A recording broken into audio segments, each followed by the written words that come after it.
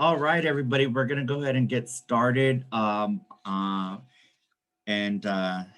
Friday to everyone. So today we're going to be discussing, and we have a great a presentation for you.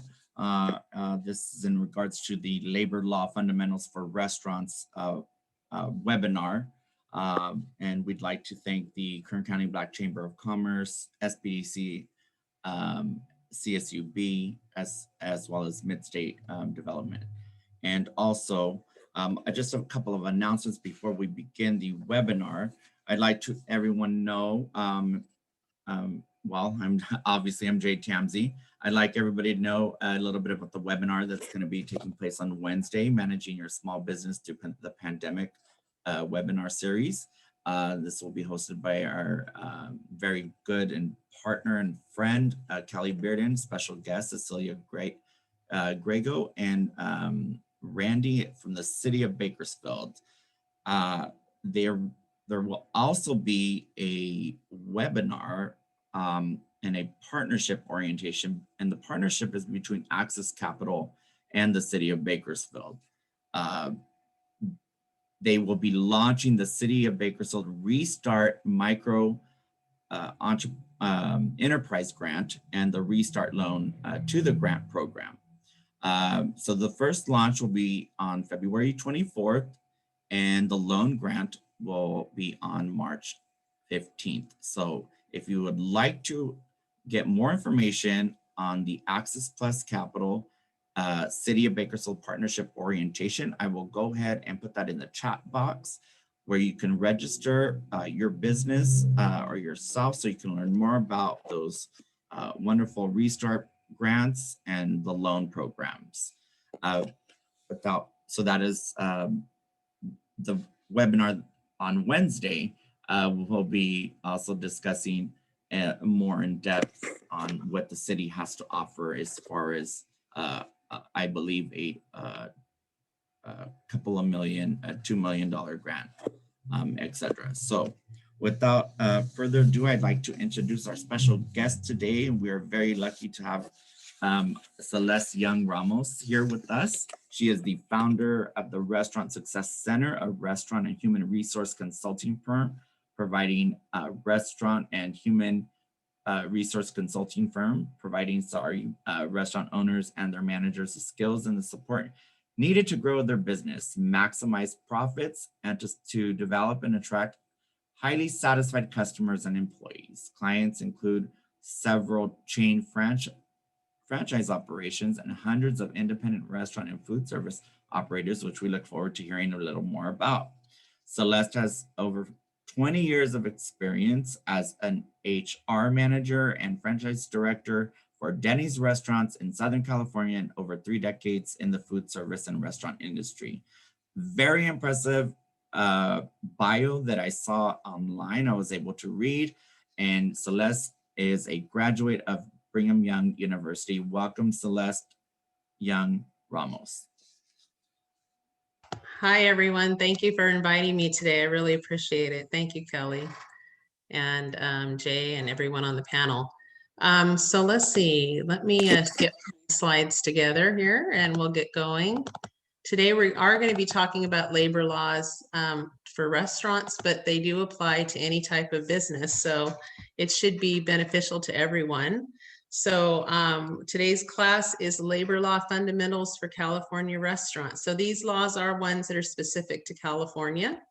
And I don't think I'll go through my bio again, but I have been involved with restaurants for many years, own my own restaurant, family-owned restaurant. So it's in my blood. I spent many years with the Denny's, so I have syrup flowing through my veins as well. And I've worked with independent and franchise businesses with HR. And I know as a multi-unit supervisor, you know, supervising up to 50 restaurants at a time, one of the biggest concerns was, how do I keep the money that I make in the restaurant in my hand? There always seemed to be something that was taking it away. And the one thing that I found, particularly working in a franchise environment, was there's always great systems of how to operate the business, but the part that's lacking is the back of house. Like, how do you do your accounting? How do you do your HR? And all of these types of things. And so a lot of small businesses kind of have owners running their own HR because they don't really need people all the time. And I found I got more stressed as the years went on, particularly after PAGA lawsuits occurred. So I'm going to talk a little bit about that and some of the things that you have to keep in line to avoid the different kinds of lawsuits or legal actions that happen. So I'll talk a little bit about the PAGA lawsuit, interviewing do's and don'ts, the difference between non-exempt and exempt employees, also independent contractors. There's a lot of people that are a little bit confused about that. I know there's been a lot of talk about it, so I'm not going to go in great depth, but I just want to brush over a little bit. We'll talk about rest and meal periods, uniforms, when you have to pay for them and when the employees have to pay for them, required state postings and required trainings, some new hire files. I'll talk about 2 forms that I see missed most commonly when I do HR audits at businesses. And lastly, we'll just finish up briefly with tips. So why do we need to know the labor laws? Well, number one is we want to avoid costly lawsuits and the penalties that can come from those. But we also want to have a fair work environment. That's why the laws were put into place, is to provide a safe and fair workplace. And by following and having good policies, you'll be able to reduce your turnover. And the biggest thing is that the government expects you to know it. You can't just say, oh, well, I didn't know, and have them brush it away. They expect that because you are a business owner, that you have someone on your team that's going to represent you and keep you informed. So it's good that you're connected here with the SBDC and the chambers, because they're a great line of information for you. So back in 2004, the state passed something called the Private Attorney General Act. They commonly call it PAGA. In the restaurant industry, this gives us all a dread every time we hear that word, because we've been impacted with it hugely. It's not uncommon to have fines in the hundreds of thousands of dollars or even millions of dollars. I know, in fact, I have one client I was working with that had 5 franchise fast food restaurants. They all had them under their same one LLC. They got hit with the PAGA lawsuit that was brought on by an employee being terminated. He went to an attorney. The attorney said, well, let me see your paycheck. He noticed on the paycheck there were 2 or 3 violations on there.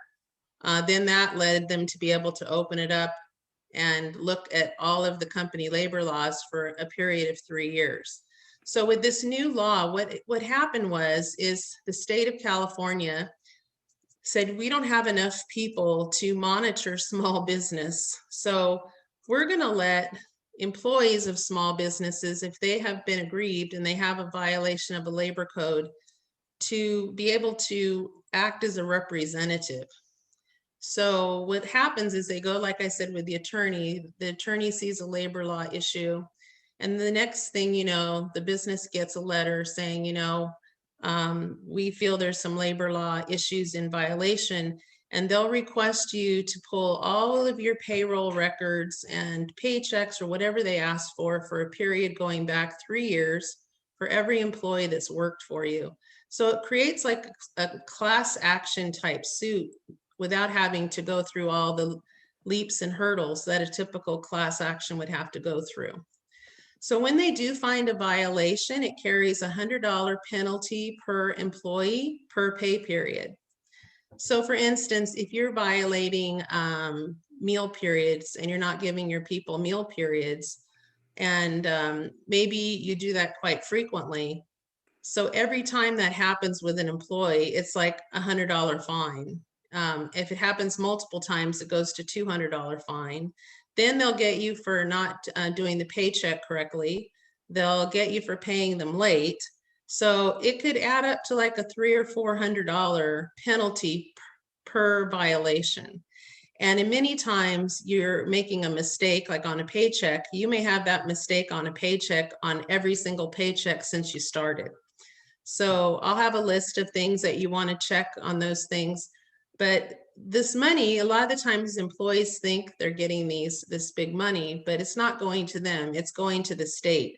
So 75% of these penalties that are earned by these labor violations go to the state, and the other 25% go to the employees and the attorneys. The attorneys get their cut out of the employees' 25%. So the state last year had 35,000 PAGA lawsuits, and you know, their revenues for fines, they collected 72% more than the prior year. So this has really taken off. It's kind of a scourge of, you know, the industry. It's not quite working how we thought it should, how I guess the originators thought it would, or maybe it was, I don't know. But we need to be very aware of all of your labor laws. And if you're like a small operator who hasn't really looked, kind of looked at what you're giving out in employee files, or really reviewed labor laws, or have people that keep you informed, it's really a good time to have that done. So there are a couple things that I see some questions coming in. Let me just quickly check.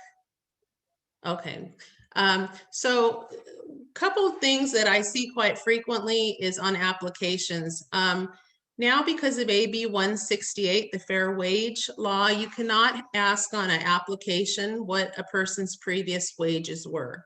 This law was put in effect to help people of color and women in the industries who have, you know, previously had their wages held down. So by being able to ask what the previous wage is, an employer who was maybe going to give someone a salary of $60,000 noticed that they were only getting $40,000 and would say, oh, I'm going to only give them 45. They'll be happy with that. And a lot of times the people would say, yes, they were happy with that. So now you cannot have that on any applications. You can only ask their time and position. So when you do a reference check, you cannot ask questions about their salary or provide salary information either. That would be illegal. Also ban the box. This is trying to make sure there's no discrimination for people who have been arrested and had convictions. So in the state of California, you're not allowed to have that on an application. And I see that on this application that I have on the screen, the last box. Have you been convicted of a felony? So you're not allowed to ask that or to have that on an application. And this causes you to have to make conditional offers to people and then run their references and do their background checks. If you do get someone that comes back with a background check that they have had a conviction, you need to look at it on a case-by-case basis to determine if that conviction really will play out to have any impact on your business today. Maybe it's someone has a marijuana violation from 10, 15 years ago, and you know, now our state even allows recreational use of marijuana. So, you know, you have to decide if that's going to be important to you. There are certain steps you have to follow, so I would always investigate that or contact an HR professional if you come into that situation. Okay, let me see why my slide's not going. Okay, so the best practice at this time is to make conditional job offers. So what you do is you'd interview your people before you do the reference checks. If you decide that they're checking off all the boxes of what you're looking for, you would make a conditional job offer. And I would always make your job offers written with an attachment of why they do not, you know, don't accept it. And you would make them the offer contingent on them passing your satisfactory background checks. If you do drug testing, you need to make sure that you do it for everyone, not just singling out certain people. That they complete the hiring agreement so that they sign all your hiring paperwork and they agree to abide by it. And if there's any types of certifications that you require for your industry, that would also be another requirement. So once you make that offer, then you can run the reference checks and background checks, and then make your decision. If everything goes well with that, then you would carry on with the hiring. So this is a little bit different step. It feels uncomfortable a little bit, but that will help you comply with the state laws. So here are some of the do's you can do with interviewing. You can talk about previous work experience, the skills and education they have. If they need an accommodation to do certain duties, so that way you can cover the American Disabilities Act. Also, can they work the schedule? That's really important. And then ask questions that are what we call behavior-based questions. Questions that are like, what did you do in the past when you had a guest complaint? Or how did you handle a certain situation? Those kind of questions are always very effective because a lot of times people's past behavior predicts their future behavior. Now, that doesn't mean that if someone did something wrong in the past, that they're going to always do that. Hopefully some people have learned. I know from my own experience, there's been things that I've done that I looked and said, I shouldn't have done it that way, or I got called on the carpet for it. And I found it was a great growth and change in me, so you can turn those into positive experiences. And you can also do skill and logic testing. I see that a lot, particularly with the large chains. Scares the death out of me because I'm not very good sometimes with those logical, if the train leaves here at a certain time and gets somewhere else, sometimes it gets to me like it doesn't apply to a business, but that's the testing that's often frequently used. The things you can't do, as I mentioned, talk about salaries or convictions. Also ask them to show your I-9 documents prior to hiring. So it's okay to ask them, do you have the documents to produce for, to fill out your right to work paperwork? That's totally fine to ask that, but you can't ask them to show it to you beforehand. You can't ask them if they've been a participant in a lawsuit or a workers' compensation claim. And you'd want to stay away from things that are also part of our protected classes, like finding out where their national origin is from, their age. Now, there's some in the restaurant industry, you can ask for some minimum ages because there are certain rules about minors working with fryers or, slicers or those types of things. We want to shy away from discriminating against clients that are over 40 years old. So you'll even see on some applications now where they're not asking originally in the application for when they graduated from high school, for instance, because that would be an easy tell of how old someone is. Also, don't ask about prior illnesses, their religion, marital status, or gender. So all of those things are things you want to avoid speaking about. And I would caution you also how you handle your application. Sometimes I see people's social security numbers are part of the application, and then that's given out, and then they return it back to your little hostess who puts it under the drawer of the register or whatever, and it's not secure. And so I would be careful of asking for full social security numbers on preliminary applications. You can definitely put those down on your hiring applications after you hire them. Okay, so let's talk about non-exempt and exempt employees. So non-exempt employees are your hourly type employees, cooks, servers, and those job codes. You pay them an hourly wage. You have to pay them overtime if they work over a certain period of time, which we'll talk about. You also have to comply with making sure they get 10-minute breaks and 30-minute breaks. And if they don't pay, they don't get any work. So if they don't work, they don't get paid. So that is pretty easy to understand. And they must also record their time daily somehow. And I highly recommend that you do your timekeeping with some type of electronic or as it occurs timekeeping. I know one of my clients came to me after they got in a PAGA lawsuit, and one of the issues was they used paper time cards, which are fine, but they had them always round off. Like if the schedule said they worked 8 to 3, they always wrote down a straight 8 and a straight 3, no matter if they clocked in 2 or 3 minutes late or 5 minutes early, etc. And the attorneys that I worked with had told me that those time cards are almost worthless, because not everyone clocks in on time. So you can use a paper time card, but they need to be through a time clock or have them write it in exactly the time that they arrive.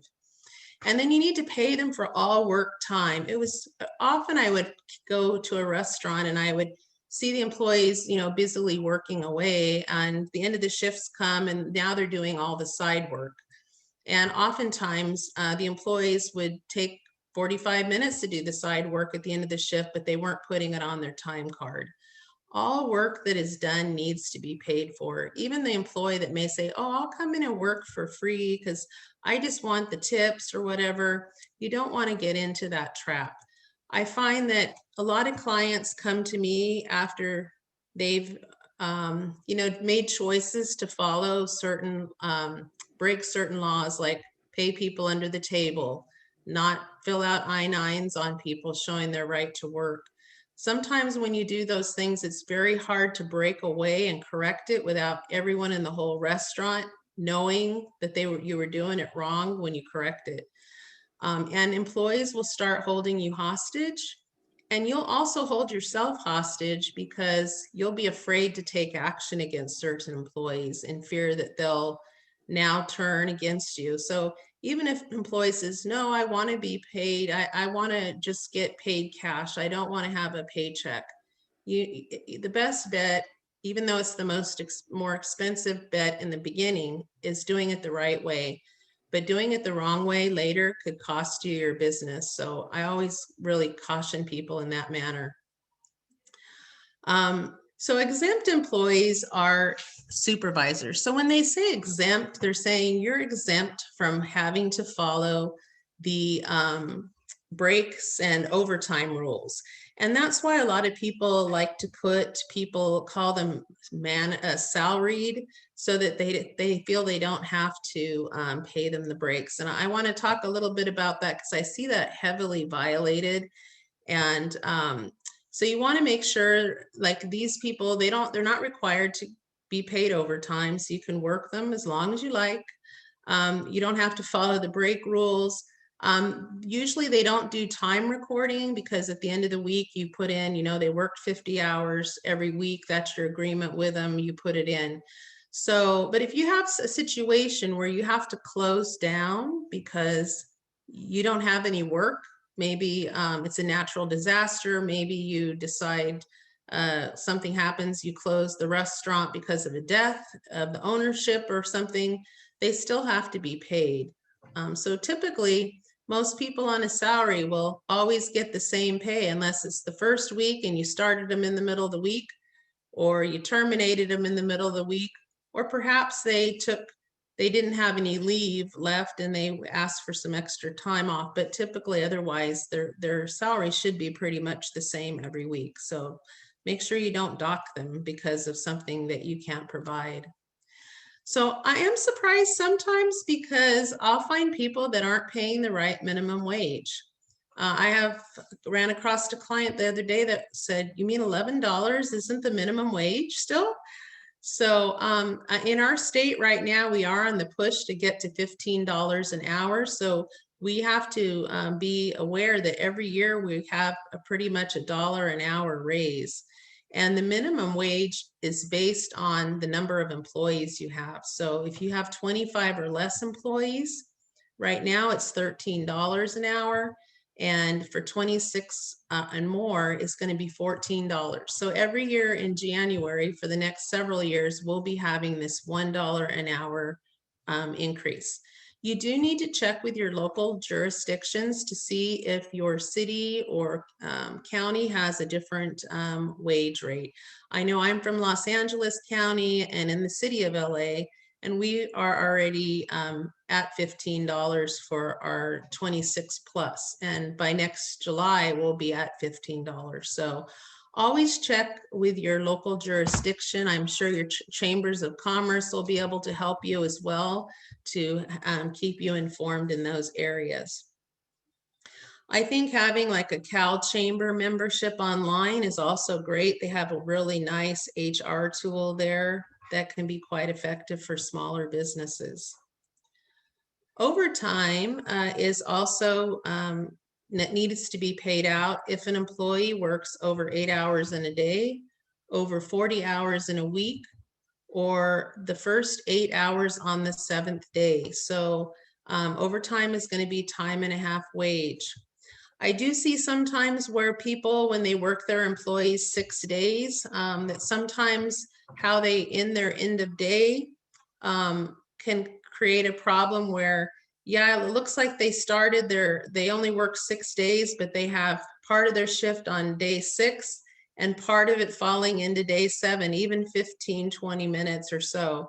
So you need to always make sure that you don't have them overlap into each day.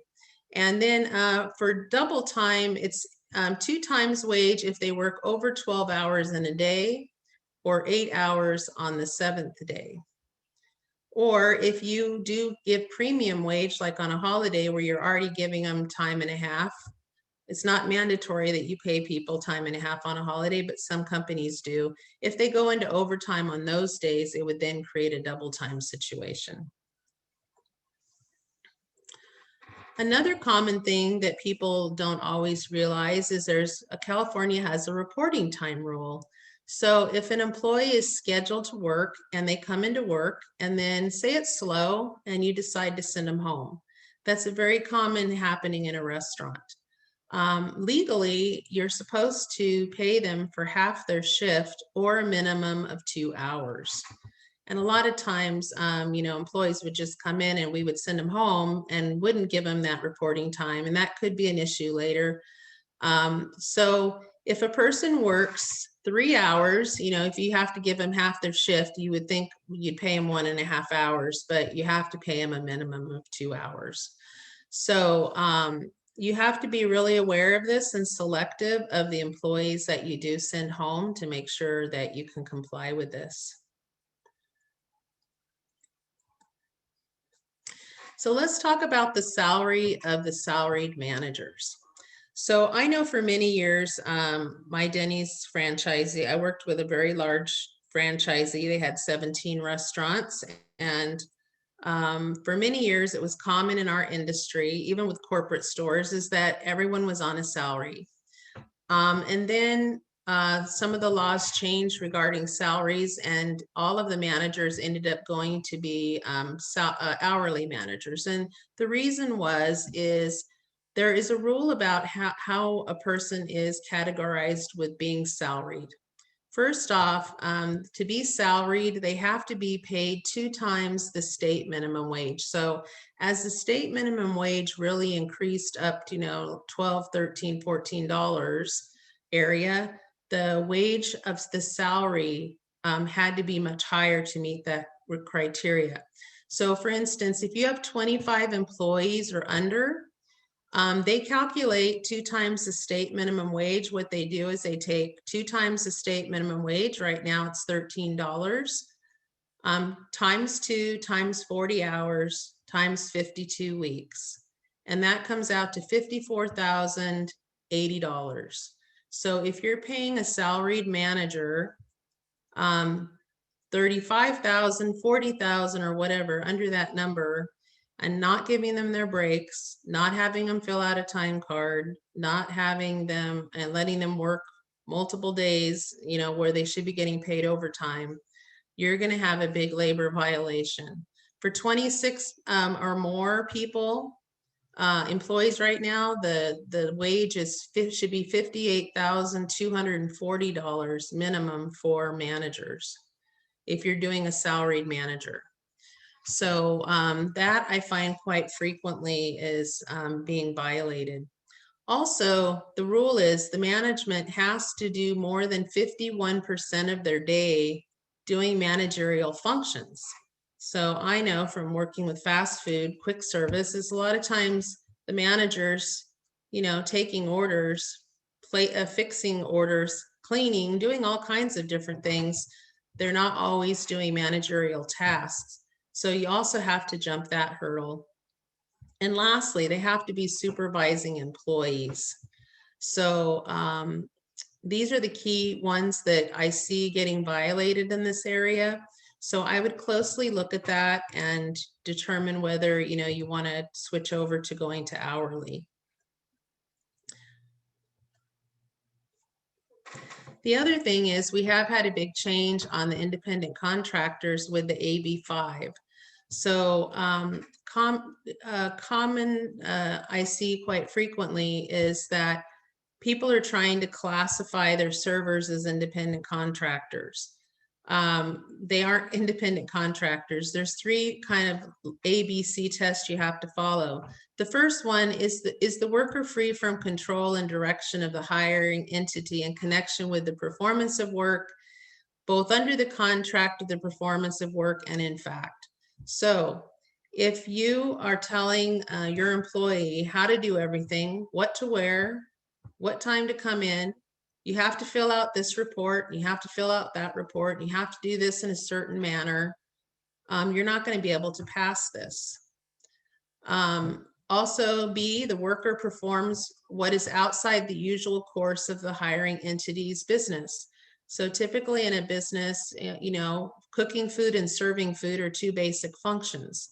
So those would not be outside of the hiring entity's business. Being a repair person, a handyman, accountant, possibly marketing, those could be people that are outside of the entity's business. And the other part is this: the worker is customarily engaged in an independent established trade or occupation or the business of the same nature as the work performed. So, you know, if you have an employee that, you know, they're actually acting as an employee, but you said, no, they have their own business, but you're their only employer. I mean, you're the only one giving them any money. It could look more like an employee relationship. For instance, you know, I had a client who had apartments, and they had a handy person that they just said, you know, this needs to be repaired, and they didn't really give them too much of a time schedule and things like that.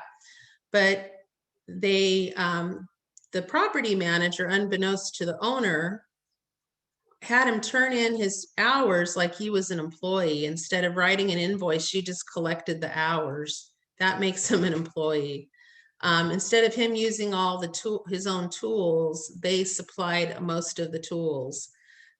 They would provide the rentals of all the equipment if they needed some bigger equipment. So those kind of things broke that independent contractor covenant there. So if you're in doubt, I would always check with, I recommend legal counsel. Sometimes the positions that you have can be very, in a restaurant, you know, we know what our positions are pretty much. Some other businesses can get a lot more complex, particularly when commissions are involved and things like that. So I always would look toward legal counsel on those issues, because misclassifying someone at the beginning can have a big impact. And we saw that a lot here, you know, like a lot of people may have had independent contractors misclassified for years, but it caught up with them with COVID when they started applying for unemployment and things. So, you know, this COVID's been a perfect storm and has brought to light a lot of issues that some businesses have had. So let's talk about rest breaks and meal periods. These are two of the biggest issues nowadays out there, particularly with the PAGA lawsuits. You know, in the old days, it used to be attorneys, you know, love to get the wrongful termination case, the sexual harassment case. But now the PAGA lawsuit is become the bigger fish out there because I can represent a whole bunch of employees, and it can possibly be drawn out for a couple years. And I'm not trying to disparage any attorney out here that's on this call, because you all have an important role to play. But this is the process at this point that has developed with this kind of lawsuit. So we need to really make sure that you have control of the breaks in your restaurant. I don't feel it's like something you can just delegate to your employees to do. And you need to have a lot of messages that talk about your breaks policies. I would have it posted in your restaurant. I would have it in your employee handbook. I would have your policies about taking the breaks on maybe even a separate piece of paper that they're signing while they're at new hiring. And it should be a regular conversation because a lot of, I know one chain I was working with, they had small chain, they never gave anyone 10-minute breaks. And the employees said, they got in a lawsuit and the employees said, well, we never get our 10-minute breaks. And there was no proof or evidence anywhere, written or spoken anywhere, about taking your 10-minute breaks. It was like something that they just forgot. It got lost somehow over the years, and no one ever came into their restaurant or to monitor anything. And it became a big issue. They ended up having a $700,000 fine over breaks and a bunch of other labor law issues. So you want to make sure that you talk about the breaks, make sure people take their breaks. Rest breaks are 10-minute breaks. Sometimes people tell me they're 15. They're a minimum of 10. They are paid, so you don't have to clock out. And during this time, they have to be totally uninterrupted and relieved of all duties. So they should be able to leave the building and do whatever they wish during this time. If you're having people like in a restaurant say, well, you can go on your break, but you got to watch the register, that's not considered a break. So you have to be very careful with that. So if you are constantly talking about breaks, and there's going to be, even though we're not recording these breaks, there'll be evidence. People will have to say, yeah, they talked to us about breaks. Okay. Now, if you fail to give people a rest break, it could be a violation of, well, it's not a violation. What you're supposed to do is pay them 1 hour of regular wage. So if someone works 8 hours and they're supposed to get 2 10-minute breaks, the penalty to you is to pay them 1 hour of regular wage. So if you, it's not 1 hour per 10-minute break, it's 1 hour for as many 10-minute breaks as they miss in the day. Okay. So meal periods are what we call their lunch breaks. So they have to be a minimum of 30 minutes. You can decide, I want to give them an hour, that's fine. They should be unpaid, so they need to make sure they clock in and clock out for their breaks. And you need to have it somehow with the time. A lot of the time clocks won't allow you to clock back in if they try to clock in, early, because a 23-minute break does not constitute a 30-minute meal period. So you want to make sure that they take the full 30 minutes. If they are interrupted during their break, you have to start the break over. Also, people don't always understand when the meal periods have to happen. So the law says they have to take their meal period if they work over 5 hours. If they work 5 hours or more than 5 hours, they get a meal period. So 30-minute break. A lot of times people say, oh, well, if they work under 6, then I don't have to take the break. That is true if you have mutual consent, where you have like a meal waiver agreement that they could sign. But you have to have that in place, and the employee can choose to withdraw that as well. But that means if they work, they have to complete exactly at 6. And, I had a lot of employees that wouldn't get finished exactly at 6 hours, and then we get tagged with a non-break. So you need to really monitor that.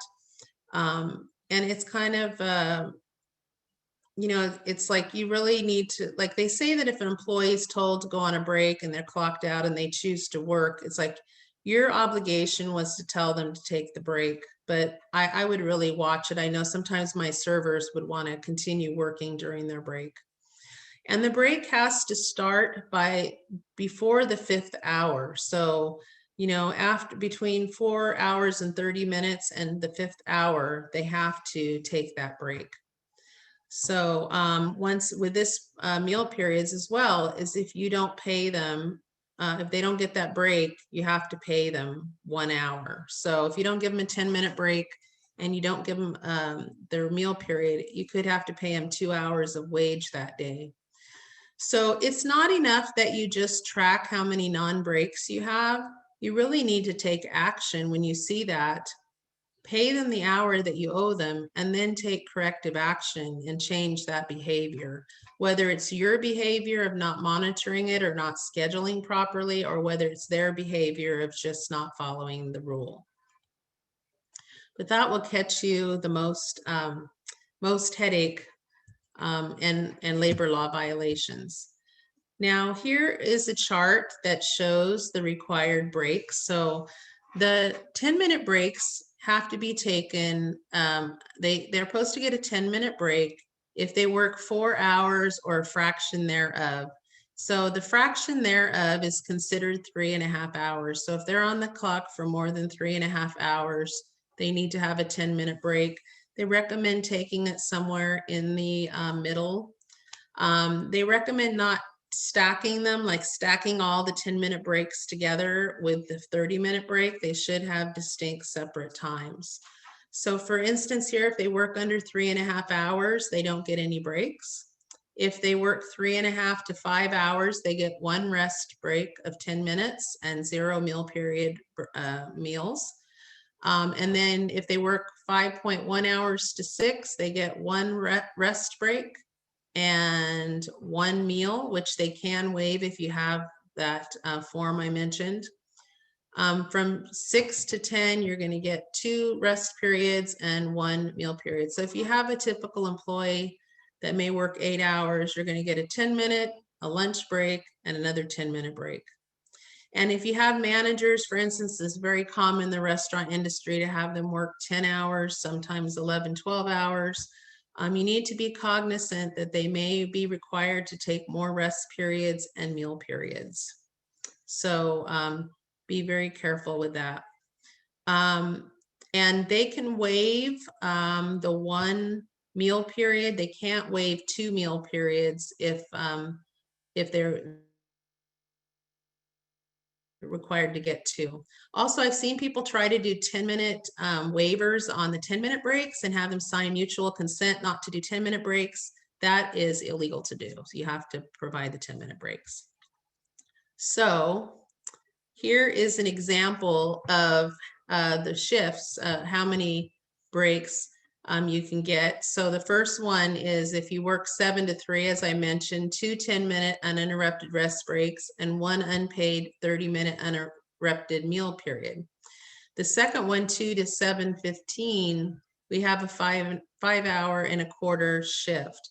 So we cracked that 5-hour mark there. So now we're required to give them a 1 30-minute meal period. And then the second one is an 11-hour shift. So here you see an example of they need to get 3 10-minute breaks plus 2 unpaid 30-minute meal breaks. And that's where I sometimes had a problem because my managers work 10 hours. And, you know, if we gave them a break, but say the next manager came on late and they had to stay over, you know, half an hour or an hour, then all of a sudden I was supposed to give them 2 meal breaks, but they're going home now. So sometimes I would catch people trying to like say, oh, I didn't get a break, so put an extra half an hour on the end of your time card. That's actually breaking the law because you have to pay them an hour for the time that they don't take their breaks. So you really want to manage this, write their estimated break times into the schedule, and then have your managers follow up. I see I do have a question. Let me see if it's something.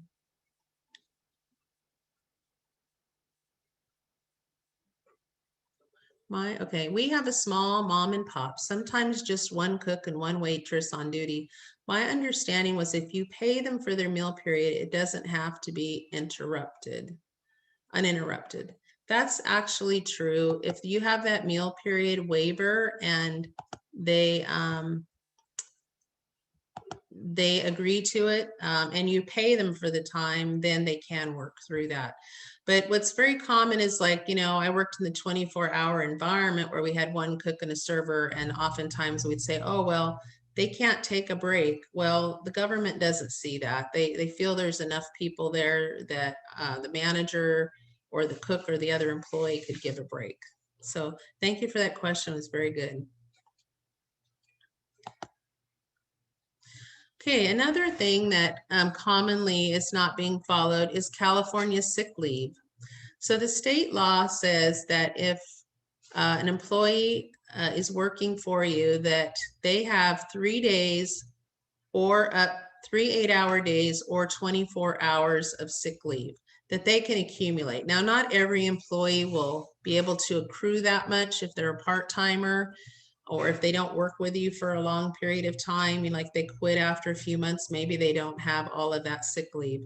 But I find a lot of people don't tell their employees this, so their employees don't have a clue. And I'm going to introduce to you a legal form that you're supposed to give to all new hires called the Wage Theft Act, to notify the employees of what their wage is and what the sick leave and who their workers' comp providers are. So sick leave does not have to be paid until after 90 days. So they start accumulating it on day 1, but they can't use it till after day 90. So that way you have these kind of quick people that come through, the turnstile people that don't stick with you. You don't have to pay the sick leave in that beginning part. You also don't have to pay out it at termination. A lot of people think it works like vacation. If I don't use it, I get to get paid out at the end. That's not actually true. Now, there are some employees that have figured this out and said, okay, well, if I have sick leave on the books, then I'll just, when I decide I quit, I'm going to call off the last 3 days. And that could happen, unfortunately. I had, 500 or 600 employees, and, we have maybe that happen a couple times. So a lot of it's how you present the sick leave to the employees. If you tell them that, the sick leave is like car insurance. It's there when you need it, but you really want to have it available when you need it, so don't try to abuse it for, a day at Magic Mountain or something like that. Because if you get caught doing that, it is, you are committing a fraud against your company. You can also cap how much they can use. So you can hold it up to, you can cap that they can only use like 24 hours a year. They can accrue it and roll it over into the next year up to 48 hours. And you should be very careful if you have like a personal time off policy. There are some rules that, so that you have to have at least these 24 hours in that as part of your PTO policy. So, so you can give it to them in 2 different ways: accrual, where they earn it for every 30 hours they work, or you can do the bucket list, like where you just give them all of it at one time at the beginning of the year. I feel for our industry, because we have more turnover, that the accrual method is the best route to follow, so that you don't have people taking it, getting it and then taking it and not being there very long. So here are the reasons that people can take the sick leave. They're caring for themselves or for a family member. So if they're going to get preventative care, diagnostics, or treatment for an existing condition that they have, if they were a victim of domestic violence, sexual assault, or stalking, all of those could be reasons that they're taking the sick leave. Some rules that we can't do as employers is, we can't say, well, you just called off sick, but you have to come in because I don't have anybody. We can't say, you can take it off if, call in sick today, if you can find your own coverage. That's against the law. We're not even allowed to ask them what the problem is. Now, some employees will use the time and they'll give us some advance notice that I'm going to go to the doctor on a certain day or take a family member to the doctor on a certain day, but they're not required to tell you, and you can't ask for a doctor's note. And the reasoning behind that is because, maybe they're calling off the day because they do have a cold or sniffles or something, and having them go get a doctor's note would be a tremendous burden if they don't have insurance. Or even if they have insurance, making them go through that process. Now you can ask for a doctor's note if they are chronic call-offs and they've used up their sick leave and they don't have any more sick leave, then you can request a doctor's note. So people that they can be use this for is for themselves. Also, if they're taking care of a parent, child, spouse, registered domestic partner, a grandparent, a grandchild, or a sibling. So it's not going to cover boyfriend or girlfriends. It won't cover your aunts and uncles and cousins. It's all got to be kind of that immediate channel. All right, so let's talk about uniforms. If you are providing the uniform, like there's certain things you have to provide, like you're required to pay for all PPP, whether it's COVID related or just regular OSHA related PPP. If you're requiring a specific branded uniform that has your logo on it, or you say you have to buy this exact style of pant, then you possibly, you do have to pay for that. And you have to pay for the upkeep of it. So if you give out uniforms and you never give them out another uniform, you know, and then it gets worn out and you make them pay again, pay for it, you're going to be in violation.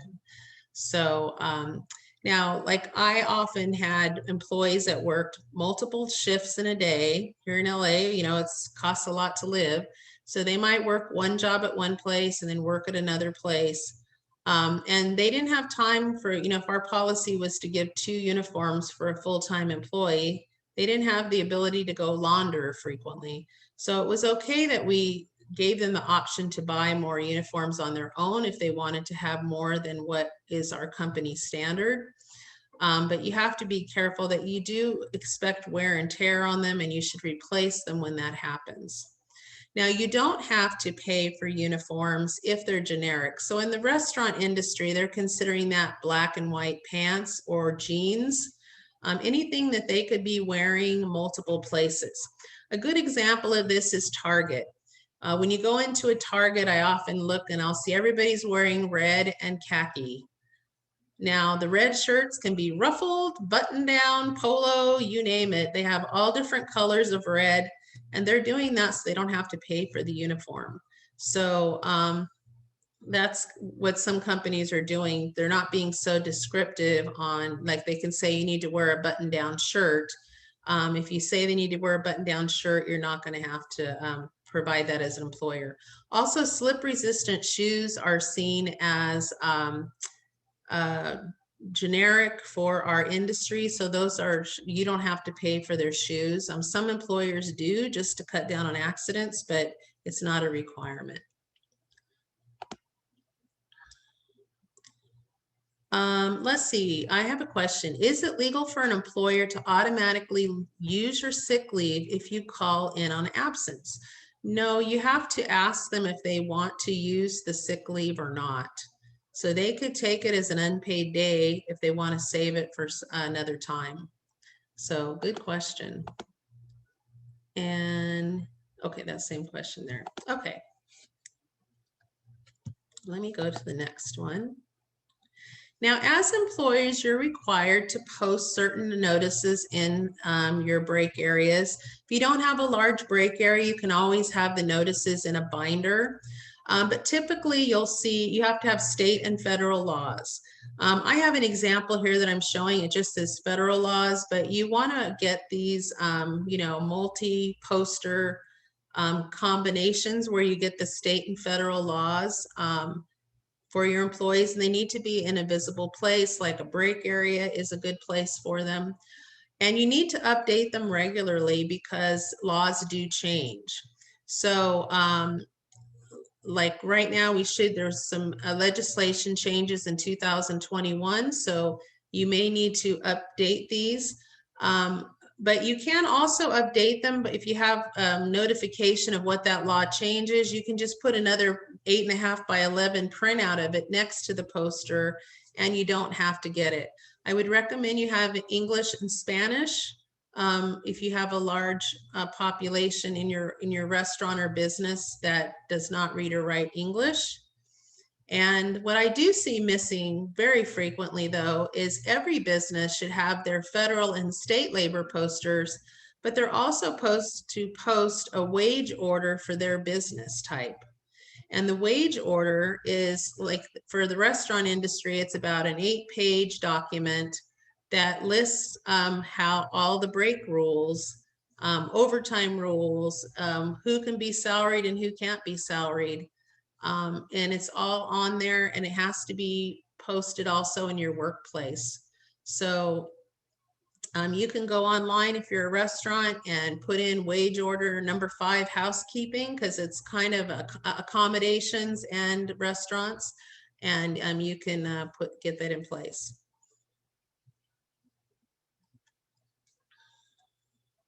All right.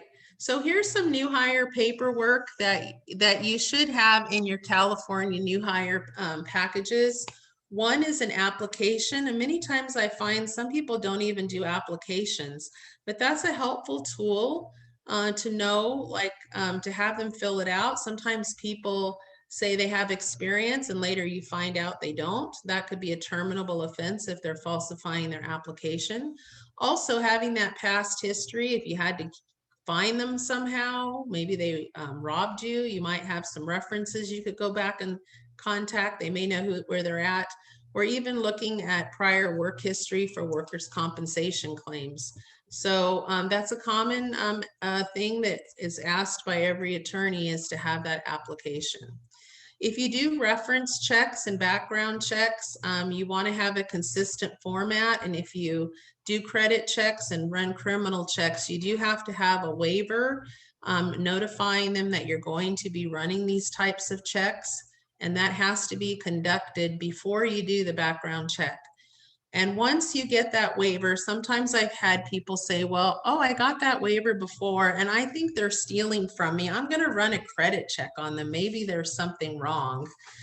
You can't do that. You can't run a person's credit without notifying them. So be very careful with that.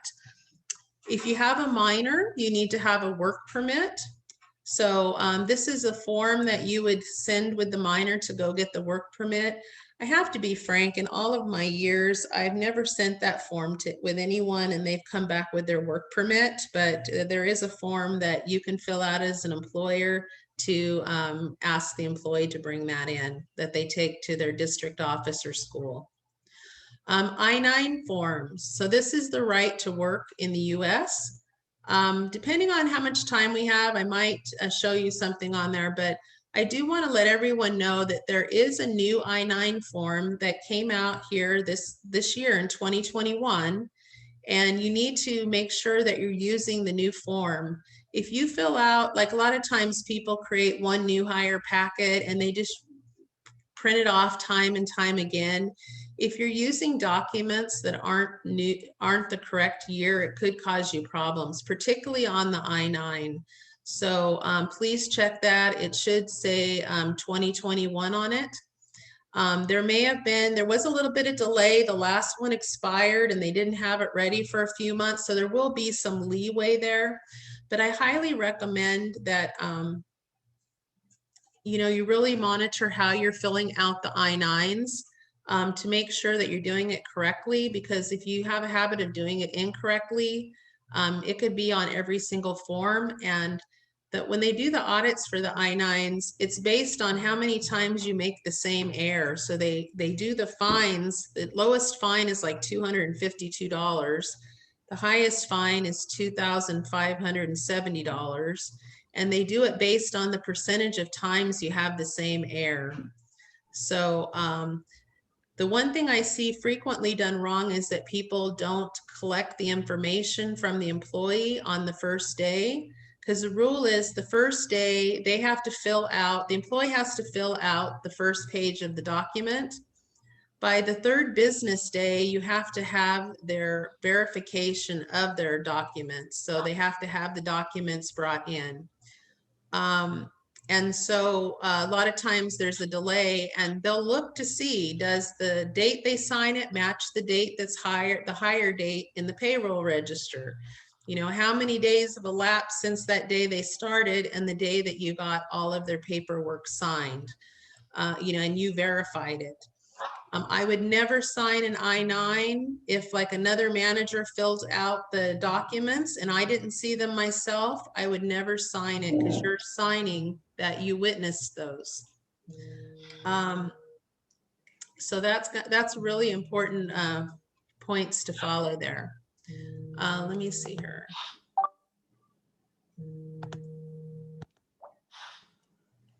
Okay, now let's go to the W-4. I think everyone's familiar with W-4s. They're a little more complicated to fill out right now.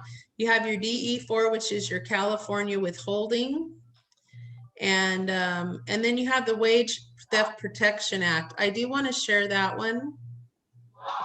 And Kelly, can you mute someone? Someone's not muted, and I tried to mute, but it didn't work. So this is the notice that I see not given out very frequently. This is called the Notice to California Employee. So this is going to protect them from an employer not notifying them of like their sick leave and their wages, etc. So you want to put like the employee name and start date. You would put your legal name, like your LLC name, and then you'd put the next one is your DBA name. You'd put your physical address of your the location that they work. If they have a different hiring address, you would put that in as well. And this last 4 or 5 lines is if you use a temporary agency, like a staffing agency. So if you don't use that, you don't need it. In the middle, you're required to put down their rate of pay. Both the regular rate and the overtime rate, and mark how you're paying them out. Also, do you have a written agreement providing the rates of pay? So if you're giving them a conditional job offer that they accept, you would put yes. And if you're like giving them meals or lodging allowance, you'd include that. And then you want to make sure you put down the regular pay date on there as well. You also are required to put down your workers' compensation information on it. So you can take this from the certificate that your workers' compensation provider gives to you. This information is also supposed to be written on the California labor law poster, you know, your multi-poster, the big one I showed you with the state and federals. This also needs to be written on there. And if you change your carrier every year, you have to notify the employee or have them sign this form again, because anytime something on this changes, you have to make a correction. And then here's where they have the sick leave policy. This is a state policy. It's supposed to be printed on there. And it gives them all the information about that. And then you sign this and you have your employees sign it, and you want to keep a copy that they signed it. So this is one of those important ones, to keep a second copy. And down below it talks about, you know, if you change this, anything in this notice, you have to formally either reissue this within 7 days or give them a written notice. So this is called the wage theft, California wage theft notice, or as you see at the top of the form, it's called notice to employee. Let me check here. Okay. All right. And then let me go out of this and get back to where we were. Whoops. Uh-oh. Sorry about that. Something happened here. Let me get back in. Didn't click over like normal. One moment. Let me just click quickly through back where we were. Thank you for your patience. Okay. So where are we here? So you're supposed to have an anti-discrimination and harassment policy, a safety orientation, a lactation accommodation law. That's a new one that came out this year. Rights for domestic violence, and health insurance notice. So if you give the notice for health insurance, is whether it's you're giving insurance or not providing insurance. You have to notify them and direct them to the marketplace. And then there are three or four required state pamphlets that you can either order for free or you can print offline as PDFs. You have your family paid leave pamphlet, California family rights, disability insurance, and the time of hire is the workers' compensation packet. So we do have the links here that you can Google these and get the copies of those. So I'm not going to go over the I-9 in detail. We do have here the paycheck stub requirements. So I would definitely, there's 10 items that have to be on the paycheck. I would check your paychecks, even if you're using a national company, double check to see that all of these things are on there. A common thing that's wrong is the employer address is wrong, or they have on there, they don't have their legal name, they have their DBA name on there. And also your payroll has to break it out by hours, not just regular hours, but overtime hours, sick leave hours, vacation hours, everything has to be detailed out.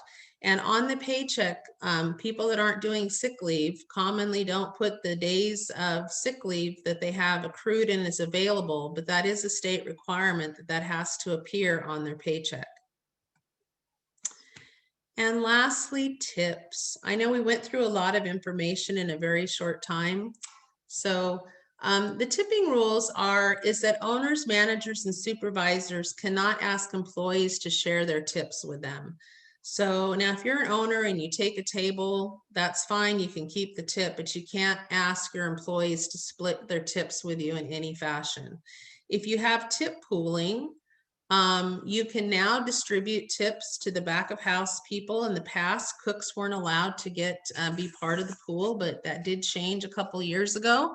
So you can do that, and that's been a helpful incentive to help with the compression of the cook's wages as minimum wages go up.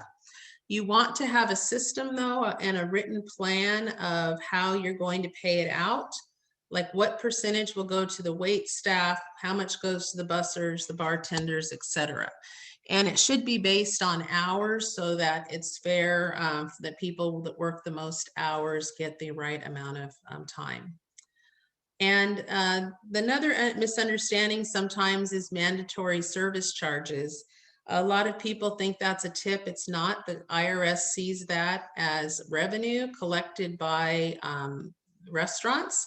And if you choose to tip someone out, an employee from those wages, those monies, you do need to put it down as a wage and pay the appropriate taxes, have them pay the taxes on that.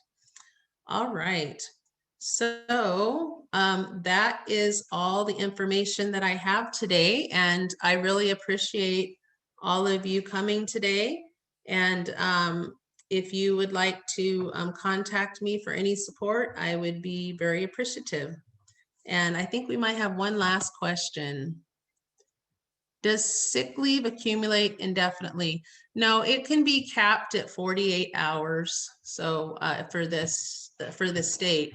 Now check your local jurisdiction. Like in LA, we do 6 days. The city of LA has a 6-day rule. I believe San Francisco may have a larger one as well. Very good question. All right.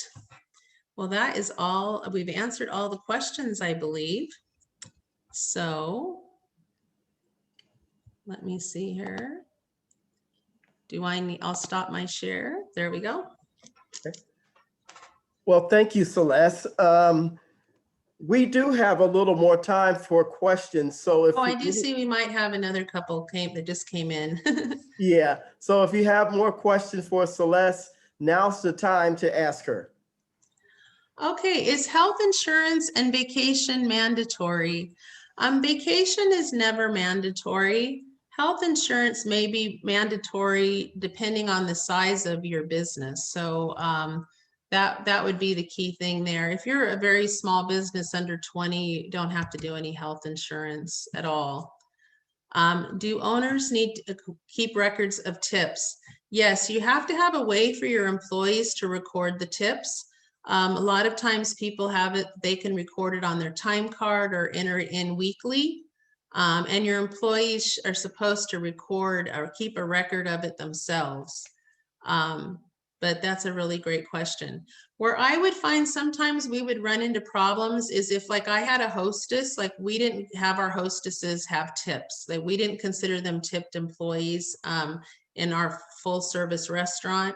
So a lot of times we would have them classified as a non-tipped employee, and then they would convert to being a server, which is kind of the natural progression. And we wouldn't change their job code, and it would mess up our reporting.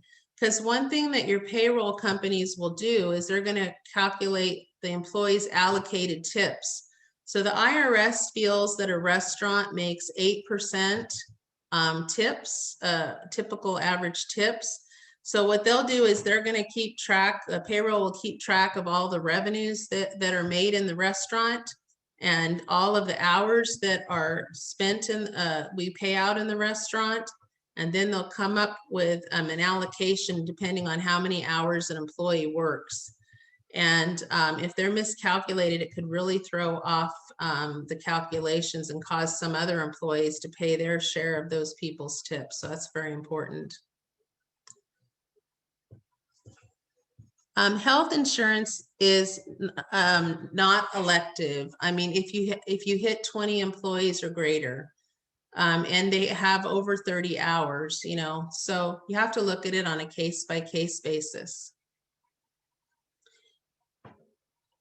And definitely 50 hours. If you have 50 hours, 50 employees, you're required by Obamacare to have insurance.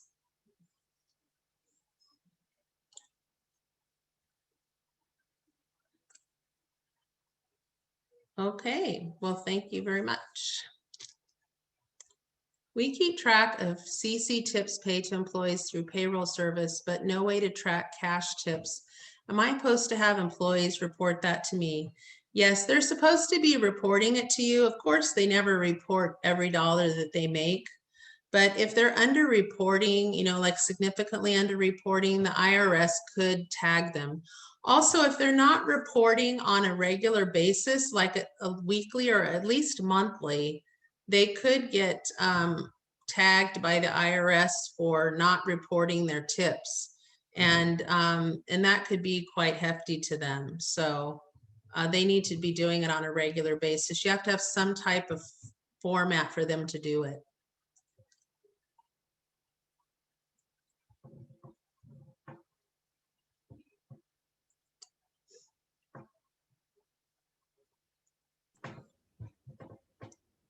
Well, now's the time while we still have our pro here. If you have another question, I think there's one more.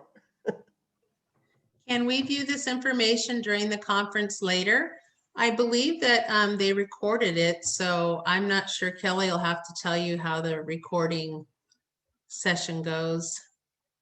I know these are all, you can watch these later.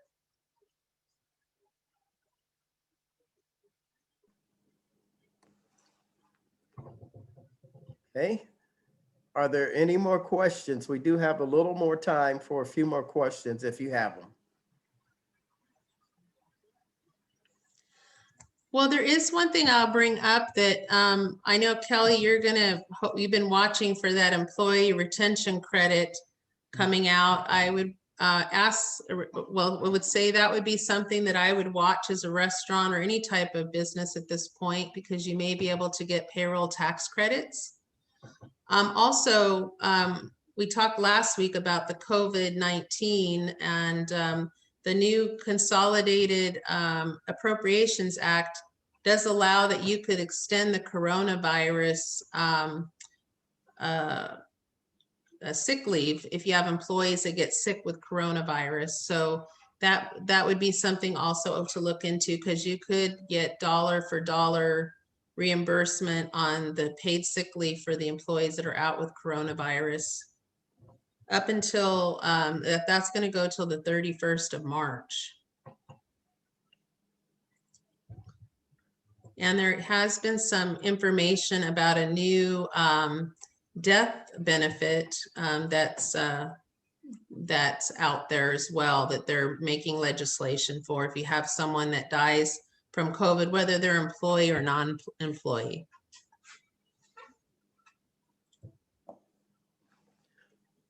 Well, this session has been recorded. It will be sent out to you via email. Celeste, we'd like to thank you again, but I'd like everyone to pay close attention to some of the particulars that she talked about today. And that was the labor law, independent contractors versus salaried employees and regular hourly employees, the breaks, when people work 5 hours or more, you know, the meal breaks are important. Sick leaves, the uniform policies, required postings, wage orders, the new hire paperwork, the application process, I-9s, paychecks, and tips. So like I said, if you were paying attention, oh, I see there's one more question. So if you want to tackle that. Employers pay employees if they get COVID outside of the workplace. No, you don't have to pay them if they get COVID outside the workplace, but if you know that your employees have gotten COVID and it's from the workplace, you do have to report it to workers' comp, and you do have to pay, you know, right now, it's optional whether you pay them for their time off. You have that option to use the coronavirus paid sick leave if you opt to till the end of March 31st. I personally would take advantage of it if you have it, because the employee would take a while to be able to get their disability insurance. And you get it back dollar for dollar. You don't have to pay it on the payroll. Also, one other thing I wanted to say was, you know, there is a required training now. If you have a business of 5 or more, you do have to complete harassment prevention training, 1 hour for employees and 2 hours for managers. It was supposed to go into effect in 2020. They 2019, they gave a 1-year reprieve, but we should be having your employees complete those trainings at this time if you have 5 or more employees. Last thing we have on our mind right now during COVID-19, but it is a requirement.